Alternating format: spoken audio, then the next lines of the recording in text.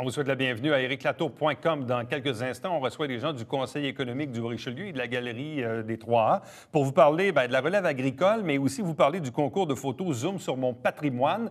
Donc, dans les deux cas, il y a des dates à respecter pour soumettre vos candidatures. Mais d'abord, vous savez que depuis le début de l'automne, on a reçu à tour de rôle, et on continue de le faire, les conseillers municipaux. Question de faire un peu le bilan, parler des enjeux de chacun des districts. C'est au tour aujourd'hui du quartier Jean Talon Normandie-Est avec la nouvelle conseillère Claire Charbonneau.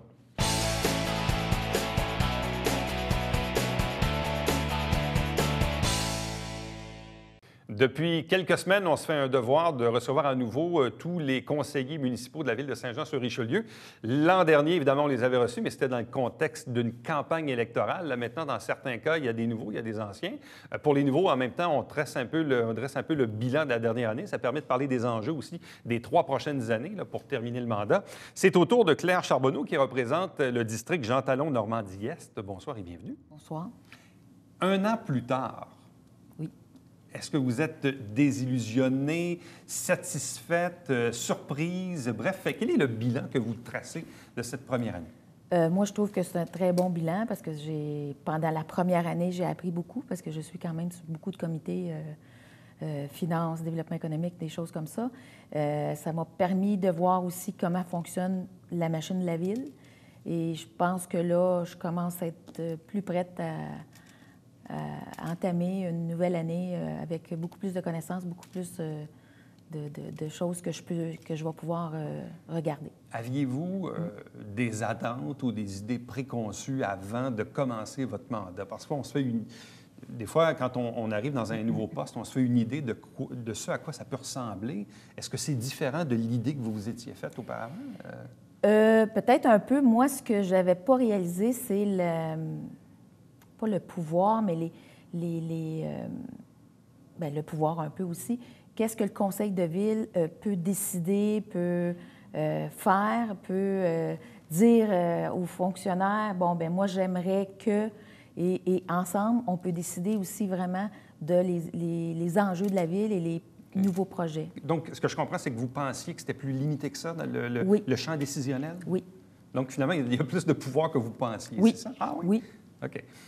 Est-ce que vous êtes déçu de certaines choses ou surprise agréablement de d'autres?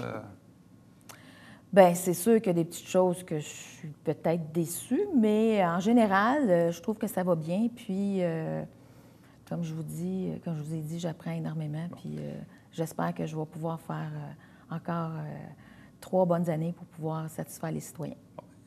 Récemment aussi, j'ai reçu vos collègues Auger et Dufresne, qui sont aussi des nouveaux conseillers. Et évidemment, un des points qui revenait, je ne sais pas ce que vous allez me répondre là-dessus, il disait évidemment, il faut apprendre en anglais, on dit à dealer avec tout l'aspect politique de la chose.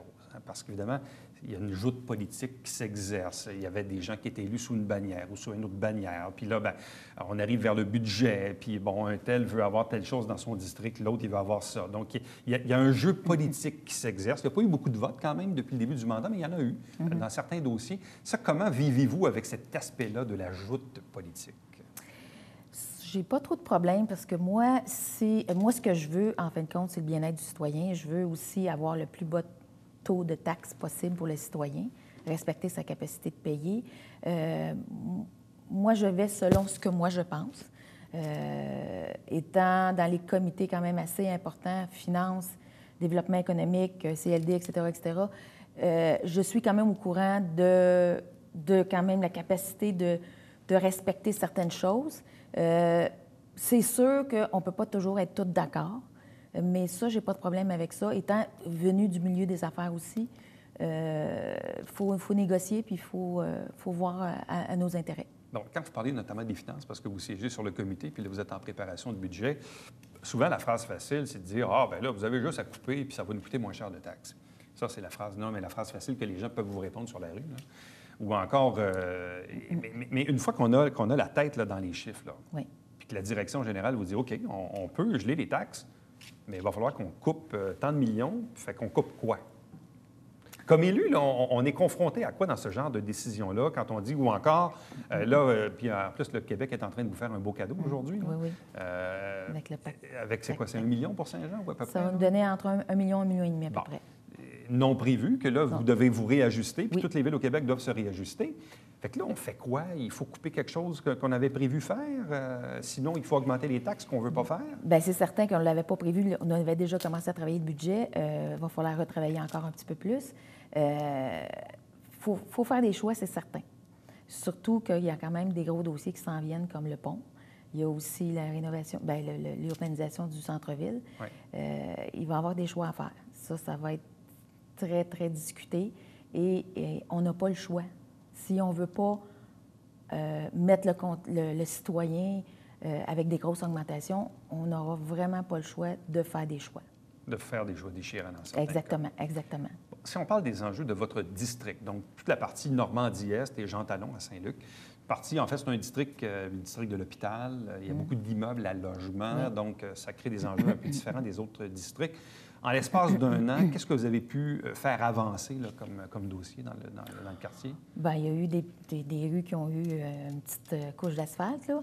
Mais c'est que présentement, je travaille avec l'hôpital, bien, le CLSC, pour l'agrandissement de l'hôpital, parce qu'on ne veut pas comme perturber le stationnement, la circulation. On a eu quand même quelques réunions pour que la Ville puisse travailler avec les instances et le promoteur qui fait le projet pour essayer de minimiser les impacts que ça peut avoir aux citoyens aux alentours, parce qu'il y a beaucoup de personnes âgées aussi autour. Présentement, est-ce qu'il y a des impacts au niveau de la circulation ou du stationnement? Est-ce que les gens vous en parlent? Pas vraiment. Bien, disons qu'il y en a toujours eu. Travaux, oui, il y en a toujours eu, problème de stationnement. Les gens ne vont pas nécessairement stationner dans le stationnement. Mais un gros problème aussi, c'est que il y a une certaine quantité de limites dans le stationnement pour les employés. Et ce que vous voyez autour de l'hôpital, il y en a beaucoup que c'est des autos des employés parce qu'ils n'ont pas de place dans le stationnement. Donc, ça prend la place les citoyens. Mais les citoyens pourraient aller aussi peut-être un petit peu plus dans le stationnement, sauf qu'il y a un côté stationnement, il est pas mal plein le matin. En tout cas, quand je passe, il est pas mal plein. Fait que c'est quand même, il faut étudier ça. On veut faire une étude de circulation. On a fait une étude à savoir qui étaient les autos stationnés autour. Il y a 20 des autos qui sont stationnées autour de l'hôpital qui proviennent de Saint-Luc, qu'on suppose qu'ils pourraient être des travailleurs. Probablement. Oui. Bon, puisqu'on parle de problématiques de stationnement, je sais que ça relève du privé, mais la Ville, je présume, doit être sensibilisée à ça. Le petit centre d'achat qui est à côté, là, où il y a le couche-tard, le steak frit de Sainte-Paul, le vendeur d'eau et tout ça, il y a plusieurs citoyens qui ont eu la désagréable surprise de voir leur véhicule remorqué et tout ce qui vient avec, là. Même dans certains cas, une erreur, une dame qui a consommé un service dans le centre d'achat, mais qui après voulait aller à la fondation, qui finalement s'est fait remorquer son auto. Pourtant, elle avait été une cliente du centre d'achat, mais visiblement... Ils l'ont pas vu. Ça, est-ce que... Puis je sais que le service de police a émis aussi un certain avis là, dans le Canada français à ce propos-là, sur la légalité ou non de remorquer les véhicules. Est-ce que ça, les gens vous en parlent aussi? Est-ce que la Ville peut faire quelque chose ou sensibiliser le propriétaire des lieux? C'est un terrain privé. Oui.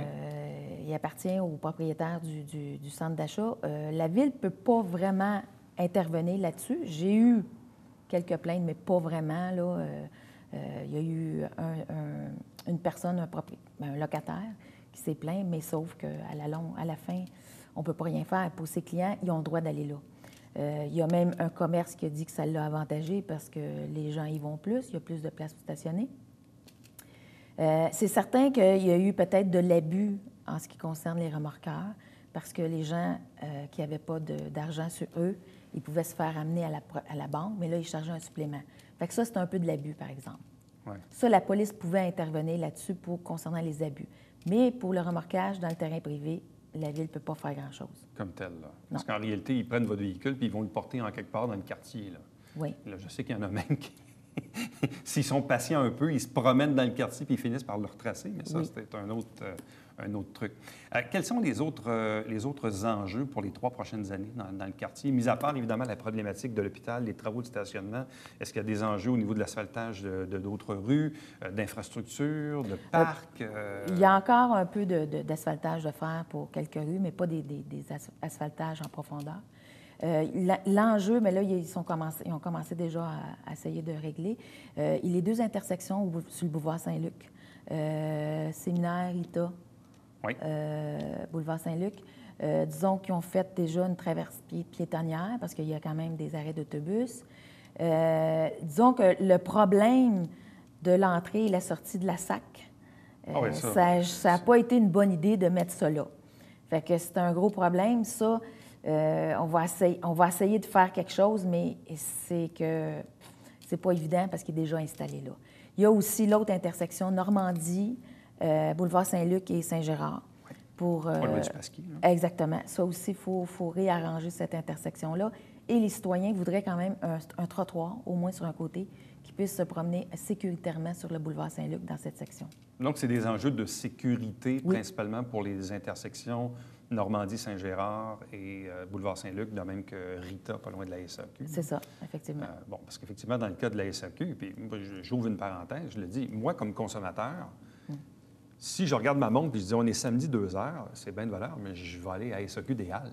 C'est ça. Parce que j'ai pas le goût de me battre avec le stationnement, là, puis le monde qui font la file et tout ça, ou qui vont stationner chez le couvre-plancher de l'autre côté de la rue. Là. Je pense qu'il y a quelques cases qui est réservée, mais si on est le lundi matin 10 heures, ça va, mais c'est quand même dommage parce que c'est une belle succursale. Oui, mais c'est l'entrée et la sortie, parce que les gens qui commencent à rentrer, quelqu'un qui recule, bien là, ça bloque tout le stationnement, les autos qui veulent rentrer. Fait que c'est vraiment l'enfer. Bon. Dans la portion plus Jean Talon, Saint-Luc, est-ce que vous avez d'autres enjeux également à faire, là, toute la partie qui est en arrière du Pasquier, jusqu'au pont de l'île Sainte-Thérèse? Bien, il y a l'asphaltage de certaines rues, là, mais c'est quand même pas pire parce qu'il y a eu quand même des choses qui ont été faites. Il y a peut-être la vitesse qui pourrait peut-être être encore regardée parce qu'il y a quand même des rues très, très résidentielles. Je sais que dans certaines villes, ils ont mis 40 km/h comme limite de vitesse, comme à Saint-Lambert ou d'autres endroits. C'est à regarder.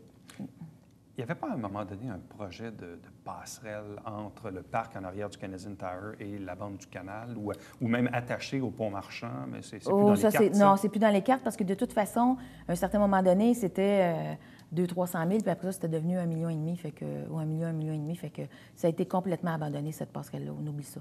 Mme Charbonneau, merci beaucoup. Ça m'a fait plaisir. Bonne fin de mandat. Il reste encore 3 ans. Oui, on va s'en reparler. Merci. Restez avec nous, puisqu'au retour, on vous parle du concours de photos Zoom sur mon patrimoine et aussi la relève agricole. Donc, restez avec nous.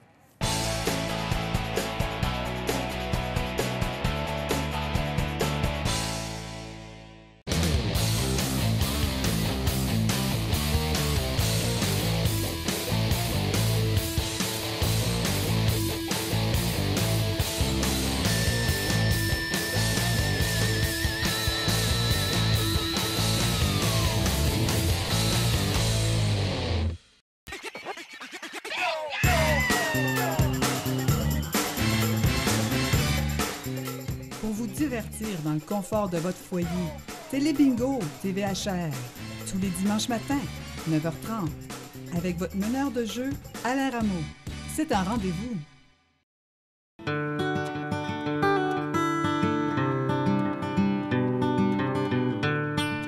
Coulisses Bêta, version 3.0, de retour cet automne.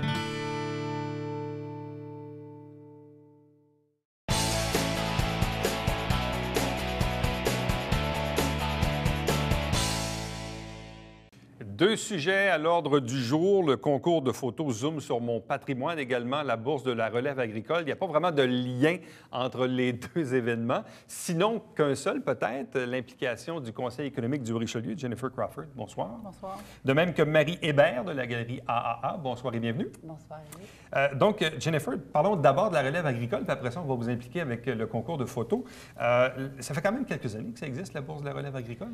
Oui, donc c'est la 5e année cette année qu'on fait la bourse relève agricole. Donc, il y a un appel de dossier présentement. Donc, on invite les gens, là, les entrepreneurs qui ont un projet d'établissement ou de relève d'une exploitation agricole sur le territoire du Richelieu à déposer leur candidature, donc leur plan d'affaires, leur projection là, pour les 2 prochaines années pour leur établissement agricole là, sur le territoire. Puis nous, on donne une bourse de 10 000 au meilleur dossier qui est déposé. Bon, 10 000 pour un jeune entrepreneur dans le monde agricole, c'est quand même important. Ça peut faire parfois une différence.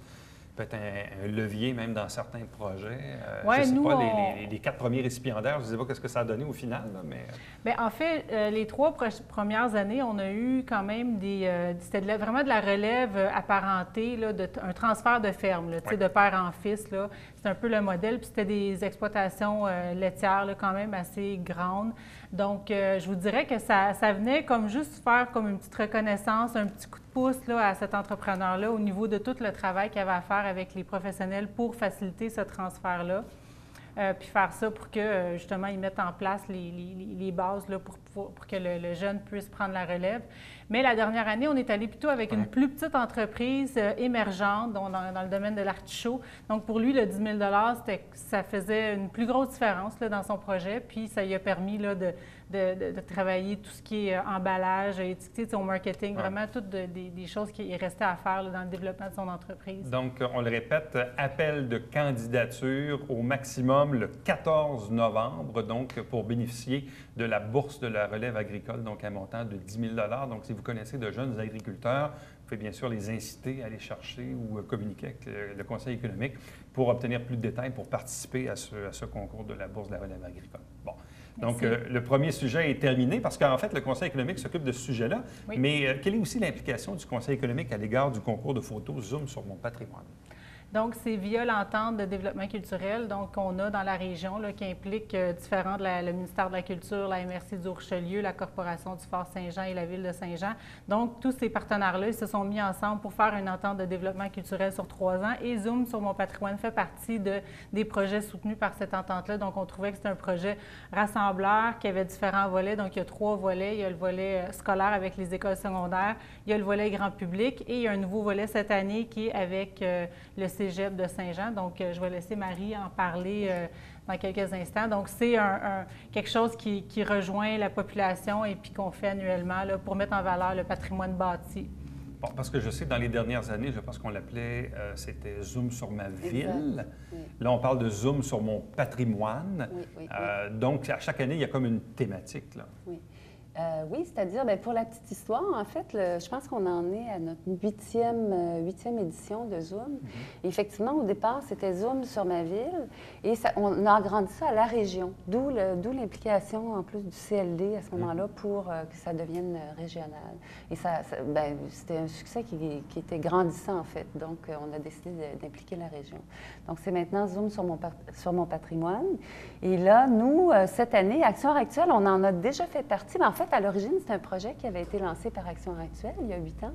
Et on s'était abstenu pendant quelques années parce qu'on avait d'autres projets. Et là, on a décidé de réintégrer. Et avec nous, on amène le volet étudiant. Volet étudiant du Cégep, en fait, ce qui est nouveau cette année. Donc, on va avoir, je pense que 70 étudiants du Cégep sous la supervision de Martin Chagnon, qui est professeur de photo au Cégep.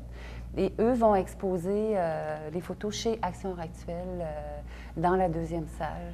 Donc, il y aura des prix pour les étudiants du Cégep également cette année, prix coup de cœur et prix du jury. Donc, il y a le volet des étudiants du Cégep, mais comme le disait aussi Jennifer tantôt, il y a aussi le volet scolaire. Oui. Et ça, c'est plus au niveau des écoles secondaires, c'est ça? Oui, donc il y a 2 écoles secondaires, là, Marcel Landry et Marguerite Bourgeois, qui participent. Donc, dans le cadre du volet scolaire, en fait, on a un soutien des députés de la région là, pour leur donner des formations à ces étudiants-là du secondaire, donc en photographie et en patrimoine bâti. Donc, suite à ces formations-là, là, ils vont prendre des photos puis à chaque année, c'est ça, en fait, le sujet de leur photographie change. Donc, cette année, c'est Grange et Hangar. Grange et Hangar. Oui.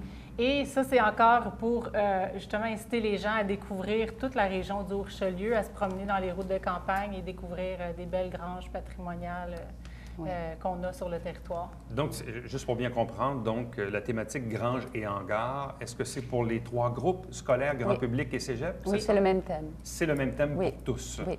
Puis moi, je veux rajouter que, oui, effectivement, ça nous amène à découvrir la région autour, mais pour ceux qui ne peuvent pas aller à l'extérieur parce qu'ils n'ont pas de moyens de locomotion, peu importe, nous avons encore des granges et des hangars à Saint-Jean-sur-Richelieu, dans le centre-ville. Ouais. Cette photo, elle a été prise rue de Salaberry. Je vais la montrer ici à l'écran. Donc, rue de Salaberry, dans une cour où il y avait autrefois Barrière et Frères, si je ne m'abuse, ça s'appelait comme ça. Donc ça incite à la découverte. Là, autrement dit, si on prend nos 2 pattes et on va se promener un peu à pied dans le centre-ville ou dans NDA, tout à fait. On peut découvrir là, des... Oui, il n'y en a pas très loin ici, là, derrière. Donc, n'ayez pas peur de vous aventurer dans les cours. Puis, oui, parce qu'on s'entend que fait des découvertes. le patrimoine agricole, comme on l'appelle, ou c'est quand même un type de patrimoine bâti qui est un peu condamnés à disparaître. On les voit, les granges qui tombent là, souvent, oui, tout à fait. puis ils sont remplacés par des bâtiments plus modernes, mais il y a quand même des remises là, qui sont transformées en remises ou en hangars, ou parfois, bon, c'était des anciennes écuries, mais sont transformées en garages. Mais dans le fond, c'est tous ces bâtiments-là qui ont servi à une époque pour quelque chose lié à l'agriculture. Quelles étaient les thématiques des autres années? Est-ce qu'il n'y avait pas à un certain moment pas des galeries ou des devantures de maisons? Il y a eu des portes. Il y a eu des portes l'année dernière. Des escaliers. Et l'année avant ça, il y a eu la rouille. La rouille, oui. Il y a eu les portes. Donc, en fait, c'est différents éléments architecturaux là, qui sont... Avant ça, il y avait paysage érigé, il y avait tous les bâtiments qui étaient avec des clochers. On avait eu, entre autres, beaucoup de photos de l'église d'Acadie, des choses comme ça. L'importance aussi de ce concours-là, parce que dans le domaine des arts, bon, souvent, les gens associent art à des gens qui font de la peinture. Ou qui font de la sculpture. Il y en a de moins en moins, Éric. Mais je trouve ça intéressant parce que des photographes en herbe, il y en a beaucoup. Parfois, on parle, entre autres, avec les dépositaires d'appareils photo qui disent qu'il y a comme une recrudescence de gens là, qui s'achètent, ils s'équipent, ils s'achètent des bons appareils. Puis là, ils se font une joie de participer parce qu'au final, si vous en avez 70 étudiants du cégep, plus les jeunes du secondaire, je ne sais pas combien ils sont, là, mais... deux classes, je sais pas. Au moins 60. Au moins une soixantaine. Puis le grand public, ça peut représenter combien d'inscriptions? À peu près le même montant. Donc, de photos. Donc, il y a 3 lieux d'exposition pour cette exposition-là qui va commencer là, le 22 janvier. Donc, c'est pas loin de 200 participants au total. Oui. C'est beaucoup. Oui. Et d'ailleurs, cette année, on peut préciser qu'avant, c'était 16 ans et plus. Et là, en fait, c'est ouvert grand public. Il n'y a pas d'âge. Donc, même des jeunes, avec leur téléphone, peuvent tenter de prendre des belles photos là, de bâtiments qu'ils voient. Donc, il n'y a aucun problème. Tout le monde est admissible là, à déposer une photo d'ici le 6 décembre. Est-ce que dans les éditions passées, je ne sais pas, est-ce qu'on a été parfois surpris, étonné de certains résultats, ou même notamment de la part des jeunes qui n'ont pas beaucoup d'années d'expérience, mais qui parfois peuvent produire des photographies étonnantes? Tout à fait. Puis comme le disait Jennifer, ce qu'on va voir de plus en plus, c'est les jeunes qui prennent des photos avec leur téléphone. Qu'on ne voyait pas, par exemple, dans les premières éditions de Zoom. Et là, même la question s'est posée, bon, est-ce qu'on accepte les photos? Ben oui, parce que peut-être que dans 3-4 ans, il n'y aura plus que ça, les téléphones, avec tout ce qu'on fait avec maintenant. Donc, oui. Là, on a maintenant des téléphones intelligents qui nous donnent des 12, 16 puis 20 mégapixels. Oui. Ça n'a plus de fin. On peut faire des films d'1h30 avec les téléphones qui sont fantastiques maintenant. Donc, finalement, les téléphones intelligents sont acceptés. Ils sont acceptés. Puis dans certains cas, des fois, ça donne des résultats, surtout à la clarté du jour. Oui. Assez étonnant. Bien, c'est qu'en plus, la photo, l'art de la photo, c'est une question de lumière. Capter la lumière, être là au bon moment. Alors, on n'a pas toujours l'appareil, alors que le téléphone, clac, clac, clac, ça peut aller très vite, puis on peut capter quelque chose de vraiment intéressant. Souvent, le désavantage, c'est plus au niveau du zoom, là, où c'est plus difficile avec les appareils portables. Mais parfois, au niveau de la luminosité, on peut être quand même surpris. Donc, tout près de 200 participants avec le scolaire, le grand public et les étudiants du cégep. Thématique grange et hangar. Et là, donc, les gens ont jusqu'au 7 décembre pour soumettre leurs photos. Oui. Ils doivent fournir une ou des photos? Ils peuvent participer 2 fois, maximum de 2 photos. Et ces photos-là, ils peuvent les remettre. Si vous allez sur le site, si les gens vont sur le site de maculture.ca, toutes les instructions, les informations sont là. Ils peuvent avoir également la fiche de participation qu'ils doivent remplir. Il y en a chez Action Actuelle, bien entendu, mais il y en a au musée, chez Artaud et chez L'Art Photo. Donc, et puis, toutes les instructions, toute la marche à suivre est là. C'est-à-dire, ce sont des photos de 8 par 12 pouces. Le noir et blanc est accepté. Photoshop, les photos peuvent être photoshopées également. Oui. On n'est pas dans le purisme. Là. Donc, et ultimement, il y aura un vernissage le 22 janvier chez vous. C'est bien ça? Non? C'est-à-dire les 3 endroits. Les 3 endroits. Oui, on invite les gens aux 3 endroits. Puis ça donne de très belles expositions. En fait, lors de ces soirées-là, les gens sont appelés aussi à voter pour leur photo préférée, coup de cœur. Donc, il y a deux types de prix. Donc, c'est le public qui vote? Oui, absolument. Il y a un jury aussi? Il y a les deux. Il y a les deux. C'est ça. Donc, il y a toujours le prix du jury et le prix du public. Donc coup de cœur. Donc, les gens votent par catégorie? Quand ils viennent. Oui. Scolaire, grand public et cégep. Oui. Donc, l'exposition, grosso modo, ça va être quoi? Du 22 janvier jusqu'au 15 février? C'est ça. Oui. Au musée du Haut-Richelieu, chez Artaud, de même que chez Action Art Oui. Actuel. Donc, Et la soirée se termine chez Action Actuelle où les prix seront remis. Voilà.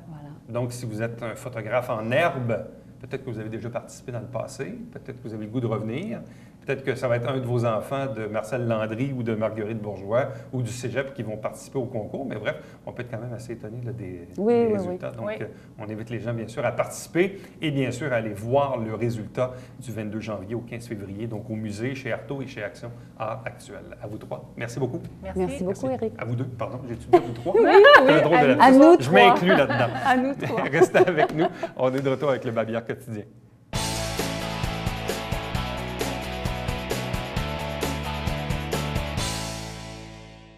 L'achat d'une voiture, c'est toujours un moment important dans une vie. Ça arrive plusieurs fois dans une vie, d'ailleurs, qu'on achète des voitures. Il y a Georges Iny de l'APA, la protection de l'automobile, qui va être à la bibliothèque Adélard-Berger pour prononcer une conférence. C'est le jeudi 27 novembre à 19 h.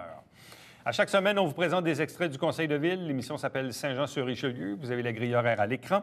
On vous rappelle qu'à tous les dimanches matins, 9h30 en direct au câble 9, c'est le Télébingo avec 3 500 $ en prix, dont la carte pleine qui est à 2 000.